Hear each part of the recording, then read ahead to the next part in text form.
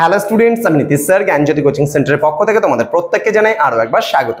তো স্টুডেন্টস, আজকে আমি তোমাদের সঙ্গে আলোচনা করব এনইপি 4 ইয়ার আন্ডার গ্র্যাজুয়েট প্রোগ্রামের অধীনস্থ যে সমস্ত ছাত্রছাত্রীরা এখানে WBSU অর্থাৎ West Bengal state university under বিভিন্ন কলেজগুলোতে ফার্স্ট সেমিস্টারে এই বছর অ্যাডমিশন নিয়েছো, তাদের জন্য আজকে ফার্স্ট সেমিস্টারের যারা মেজর 1 হিস্ট্রি অর্থাৎ হিস্ট্রি অনার্স নিয়ে পড়ছো তাদের আজকে সিলেবাস কি রয়েছে সেই নিয়ে আমি বিস্তারিত আলোচনা করব।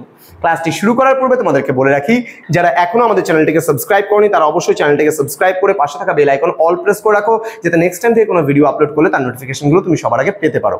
এছাড়া অনলাইনে তোমরা যারা ভাবছো আমাদের ক্লাস জয়েন করো তারা অবশ্যই যোগাযোগ করবে আমাদের অফিসিয়াল নাম্বার যেটা দেওয়া আছে এখানে দেখতেই পাচ্ছ তোমরা, আমাদের অফিসিয়াল নাম্বার 7076398606 এবং 6295916282 নম্বরে সরাসরি চাইলে তোমরা যোগাযোগ করতে পারো। আমাদের অফিসিয়াল ওয়েবসাইট রয়েছে, এখানে www.pistikal.com এ তোমরা সার্চ করতে পারো এবং আমাদের কোর্সও জয়েন হতে পারো। ফার্স্ট সেমিস্টারে আমাদের অল কোর্স ফি রয়েছে 599 অল সাবজেক্ট। আমাদের সিআই এর নাম্বার দেওয়া আছে যেটা সেন্ট্রাল গভর্নমেন্টের পারমিশন নাম্বার, পিস্টিক্যাল এডুকেশন প্রাইভেট লিমিটেড এবং জ্ঞানজ্যোতি কোচিং সেন্টার দুটো কিন্তু টাই আপ হয়ে কাজ করছে। চলো শুরু করছি আজকের ক্লাসটি। তোমাদের জন্য কি রয়েছে তোমাদের দেখে নেই। রয়েছে history of India, one part রয়েছে, কিন্তু part number 1 from earliest times to 300 BC পর্যন্ত আমাদের ইতিহাস পড়তে হবে। কি রয়েছে? রিকনস্ট্রাক্টিং এনশিয়েন্ট ইন্ডিয়ান হিস্ট্রি অর্থাৎ প্রাচীন ভারতের ইতিহাসের পুনর্গঠন, early Indian notions of history. ঠিক আছে, early Indian notions of history. এখানে আমরা পড়বো sources and approaches to the ancient Indian history, অর্থাৎ সোর্সেস এর মধ্যে এবং অ্যাপ্রোচেস এর মধ্যে আমরা পড়বো এখানে লিটারেরি সোর্সেস, আর্কিওলজিক্যাল সোর্সেস আমরা পড়বো, অর্থাৎ প্রত্নতাত্ত্বিক উপাদান এবং সাহিত্যিক উপাদান। ক্লিয়ার?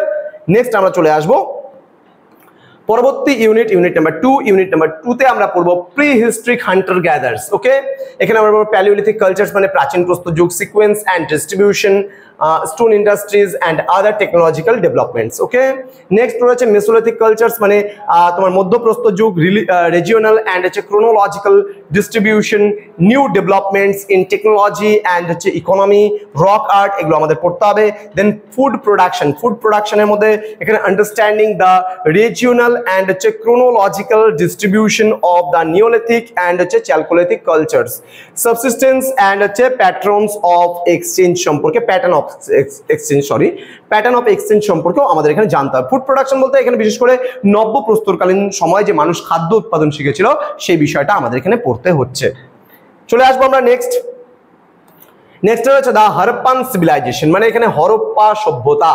এখানে হরপ্পা সভ্যতার মধ্যে origin and antiquities, settlement patterns, agrarian base, craft productions and trade, religious beliefs and practices, art and architecture, the first urbanization, the problem of urban decline and the late and post Harappa culture সম্পর্কে আমরা জানবো এখানে, অর্থাৎ পুরো হরপ্পা সভ্যতার বিস্তৃত ইতিহাসটা আমরা এখানে পড়বো। নেক্সট রয়েছে কালচারস তোমার in transition since Kiara 1500 BCE পর্যন্ত যে ইতিহাস রয়েছে সেটা আমরা পড়বো। এখানে iron age cultures with special reference to তোমার painted grey ware and northern black polished ware culture, অর্থাৎ PGW কালচার বলা হয় এটাকে, পেইন্টেড গ্রে ওয়্যার কালচার। আর একটা আছে NBPW অর্থাৎ northern black polished ware culture সম্পর্কেও আমরা পড়বো।